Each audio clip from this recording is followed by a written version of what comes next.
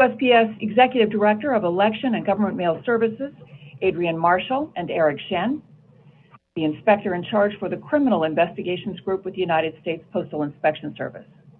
We will have time for questions from the news media at the end of the presentation. If you would like to submit a question, you can do that using the Q&A function at the bottom of the screen. Please identify your media outlet. We encourage you to submit those questions throughout the presentations and we'll address them at the end of the webinar. If you have follow-up questions after the presentation, please contact me directly. My contact information will be on the last slide. We'll now turn it over to the Chief Customer and Marketing Officer, Steve Monteith. Thank you, Marty, and thank you all for joining us today. With just 3 weeks to go until the November general election, we wanted to provide you with a look at the long-standing processes and procedures that we have in place to ensure that the Postal Service effectively and efficiently delivers the nation's ballots. In addition, our colleagues from the Postal Service Inspection Service will offer a closer look at the work being done to ensure the security of the nation's election mail. As the use of voting by mail continues to grow across the nation, the Postal Service is fully focused on delivering for election officials and for voters who choose to use the mail to cast their ballots. Over the next 3 weeks, the entire Postal Service is committed to the secure and timely delivery of election mail to and from voters. From Postmaster General DeJoy to our letter carriers and facility teams across the country, we are fully focused on this critical mission, which is delivering the nation's election mail. We are proud to do our part to help citizens who choose to use the mail to vote to do so effectively. Now, I'd like to introduce our Executive Director of Election and Government Mail Services, Adrian Marshall. He will share our role in the election process and provide an overview of the 2022 general election preparedness. Adrian? Thank you, Steve.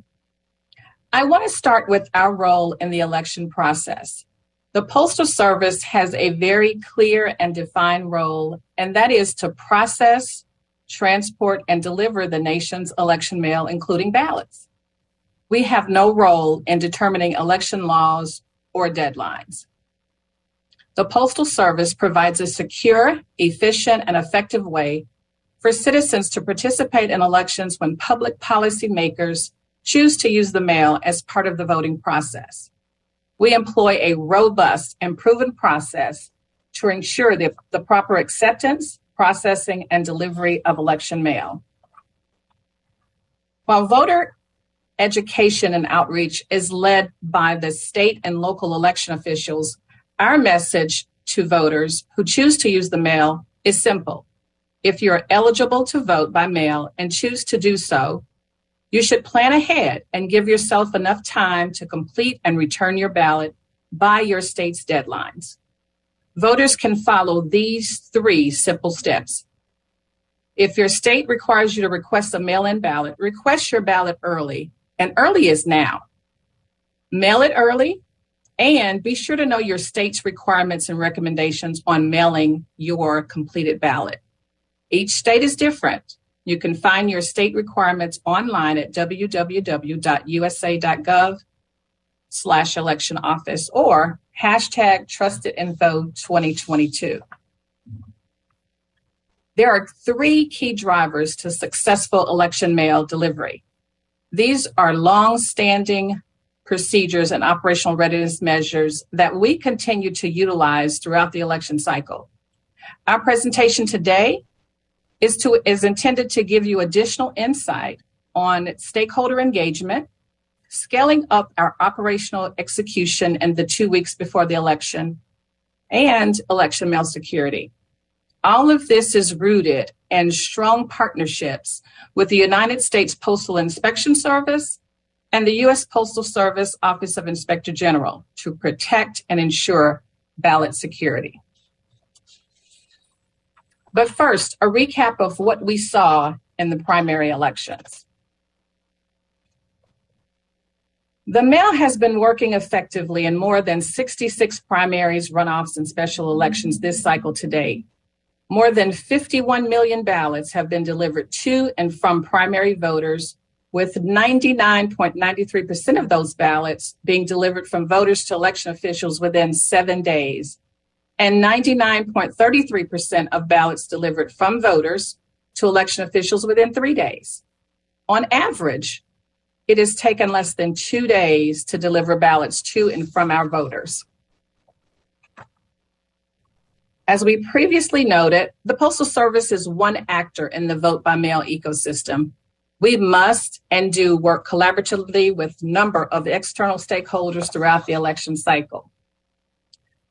Since March, we have been meeting regularly with stakeholders across the election mail landscape, including state and local election administrators, postal unions and management associations, federal agencies and Congress, the mailing industry, and non-governmental organizations. These engagements will continue throughout November. These partnerships allow us to quickly identify, address, and resolve any issue that may arise in the delivery of a ballot to and from a voter. We have good working relationships with these organizations, and we greatly appreciate their partnership. We also have ongoing touch points with local and state election officials. We continue to meet regularly with the National Association of State Election Directors and the National Association of Secretaries of State, in addition to providing written guidance to state and local election officials. At the local level, our customer relations teams are meeting regularly with state and local election administrators to understand the individual jurisdictions' vote-by-mail plans, to also share guidance from the Postal Service on mail policies, and to address any local issues that may arise.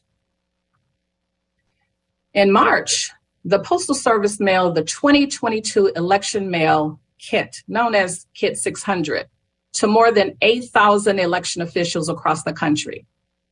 Among other things, the kit provides election officials with detailed information on what they can expect when using the mail, the products and services that may be of most interest to them, like options regarding different classes of mail, mail piece design services, ways to enable the tracking of election mail through the use of barcodes, and unique to election mail like the official election mail logo or Tag 191 for ballots.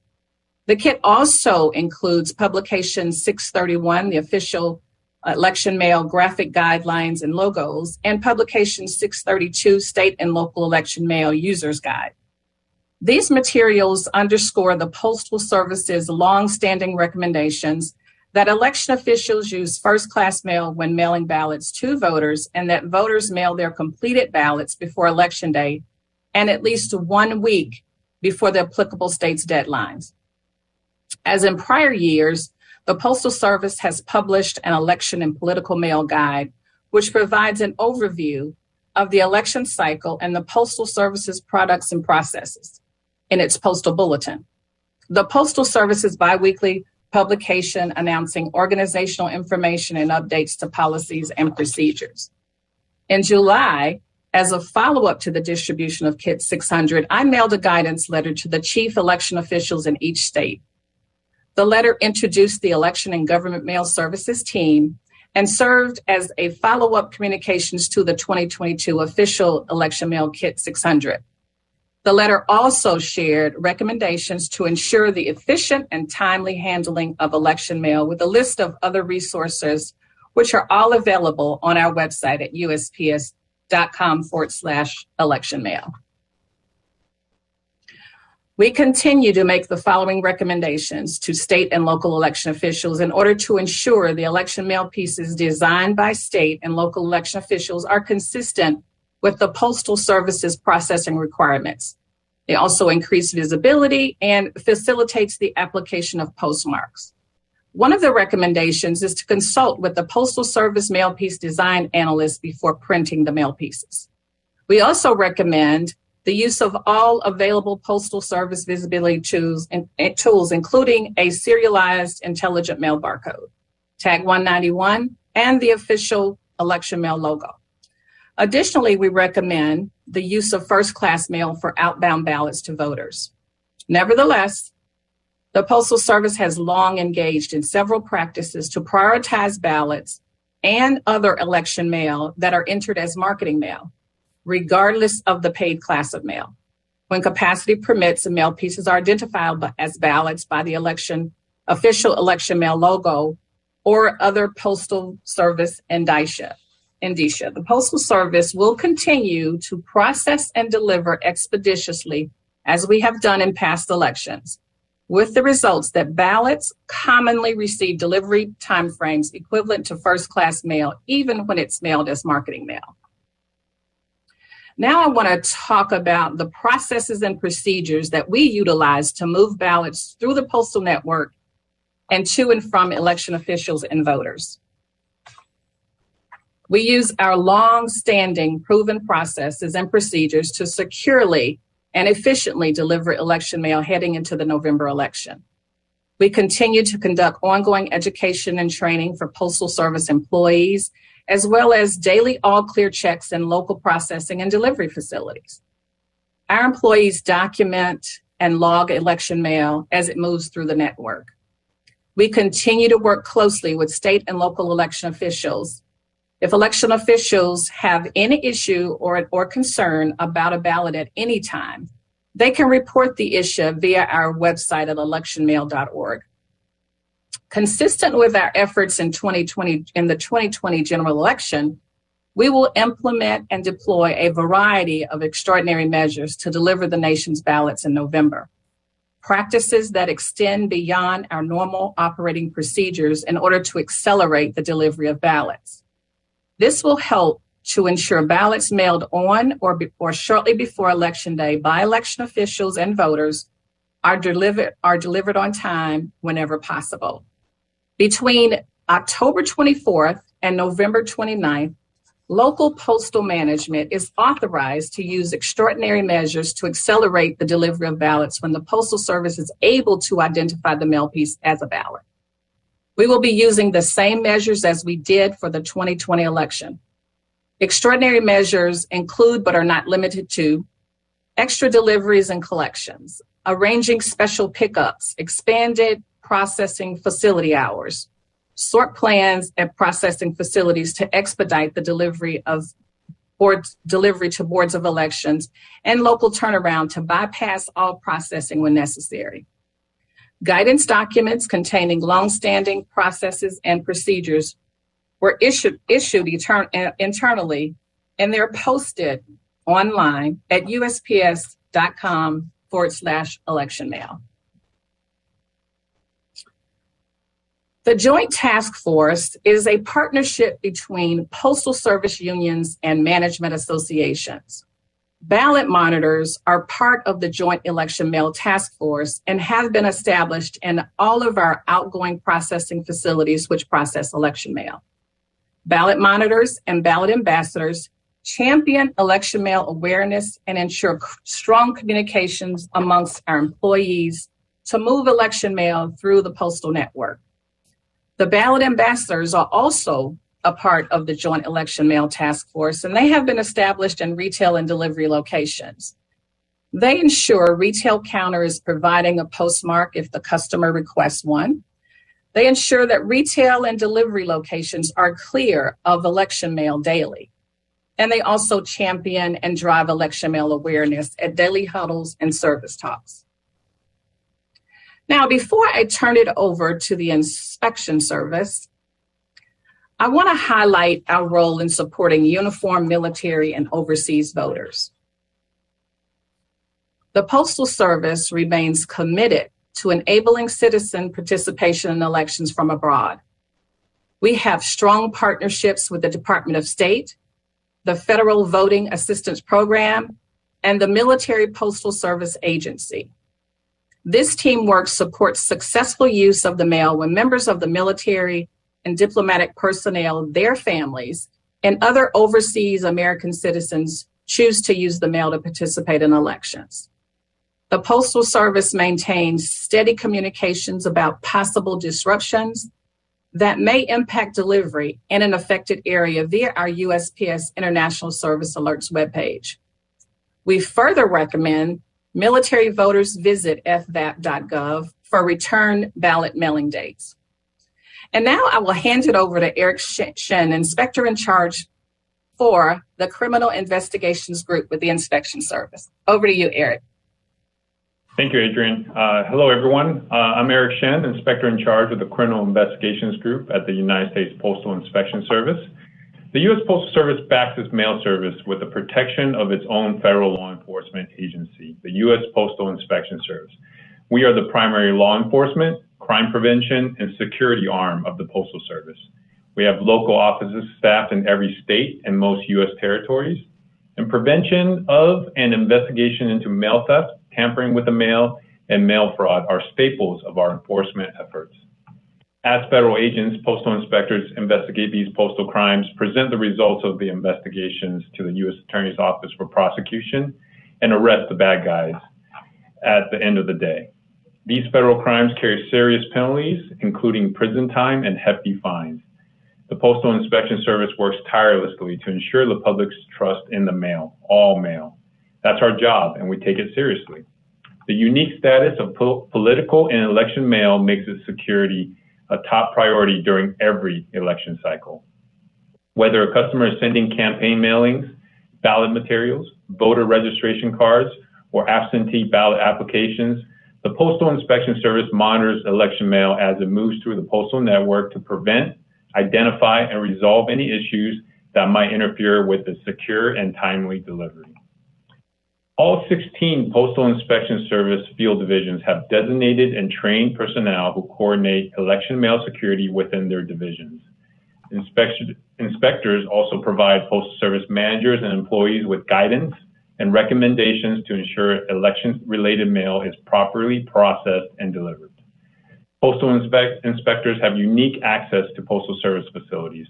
This allows us to regularly review physical security of election mail and the postal workplace. During these times, postal inspectors are physically in the facilities conducting on-site security reviews of postal processing plants, business mail entry units, delivery units, and post offices. The Postal Inspection Service doesn't just secure the physical mail, postal employees, and infrastructure. We also use technology to better utilize Postal Service systems to monitor the mail and deploy other resources throughout the country to help expand the agency's connection to the postal network. The Postal Service is considered critical infrastructure by the Department of Homeland Security, Cybersecurity Infrastructure Security Agency, better known as CISA. Postal inspectors working alongside the USPS Corporate Information Security Office provide protection to the USPS network and the USPS.com website by monitoring threats and responding to cyber incidents. The Postal Inspection Service has established a cybercrime group that is prepared to defend against potential attempts by foreign actors to infiltrate the postal network. Postal inspectors take a whole of government approach to ensure the public's confidence in the U.S. mail during election season by partnering with our federal, state, and local law enforcement and government agencies. The Postal Inspection Service serves as the interface between all law enforcement agencies, FBI, Department of Homeland Security, and CISA nationally, and the Postal Service to secure election mail. Postal inspectors are also members of the Department of Justice's Election Threats Task Force, whose purpose is to identify and address any issues that might interfere with the security of election mail. Postal inspectors also work with state and federal authorities to investigate threats to election officials involving the mail. We also coordinate mail observations with our partners in the USPS Office of Inspector General. Their special agents and auditors add another level of expertise and additional sets of eyes. Like the many other inspectors general across the federal government, Postal Service OIG agents investigate instances of fraud, waste, and abuse within the Postal Service, and employee misconduct falls under their purview. The Postal Service is still the bedrock of the nation's communication system. With over 160 million delivery points nationwide, upholding the security of the mail is a team effort. Please follow these steps to keep your election mail secure. Don't let incoming or outgoing mail sit in your mailbox. You can significantly reduce the chance of being victimized by potential theft by simply removing your mail from your mailbox promptly every day. Have your post office hold your mail while you're away. Make arrangements online at USPS.com. Many states have online tracking tools to help track the status of your ballot. If you believe there's an issue with the receipt or delivery of your ballot, contact your local election office to verify its status before you contact postal inspectors. Place outgoing mail in a blue USPS collection box. Mail it at the post office, or use a secure receptacle as designated by your local election office. If you see a mail thief at work, call the police immediately, then report it to postal inspectors at 877-876-2455. If you have any other concern about your election mail that requires law enforcement attention, again, you can contact the U.S. Postal Inspection Service at 877-876-2455.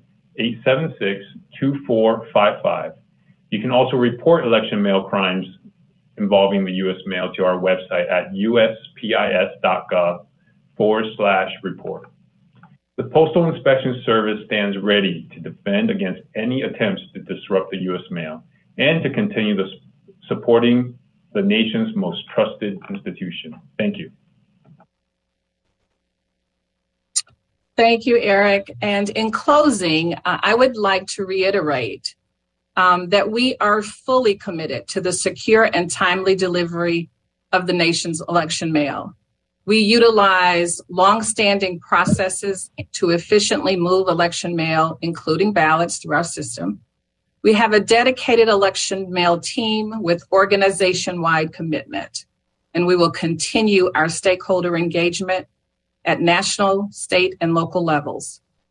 And we will maintain our close partnership with the United States Postal Inspection Service and the United States Postal Service Office of Inspector General to ensure security.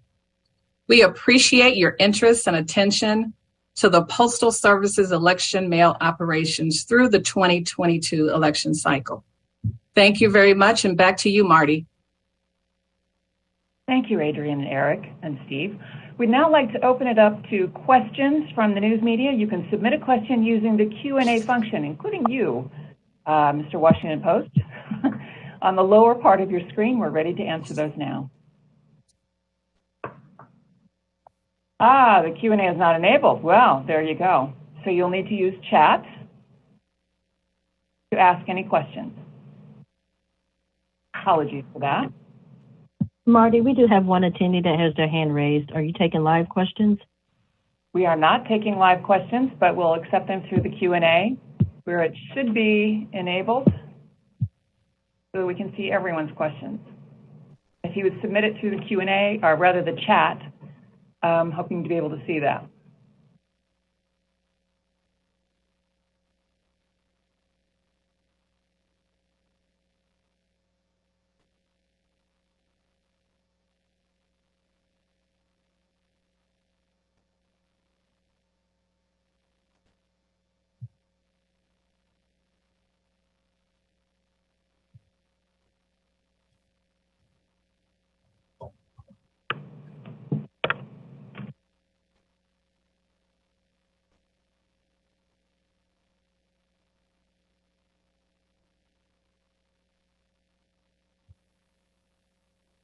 Stand by.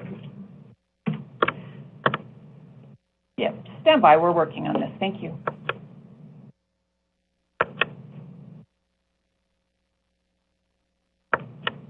That's the original setting.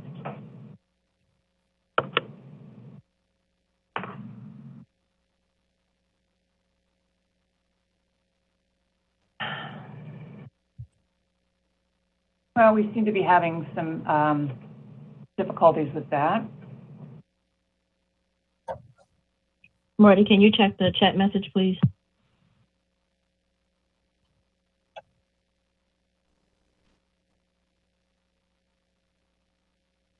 Yes, I'm seeing the chat message, but I'm not.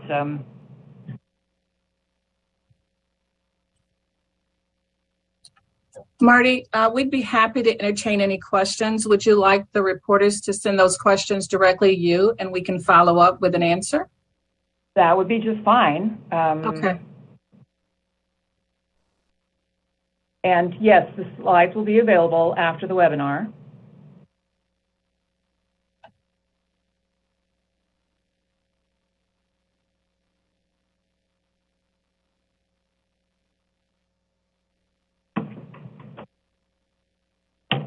And you can see my contact information in there.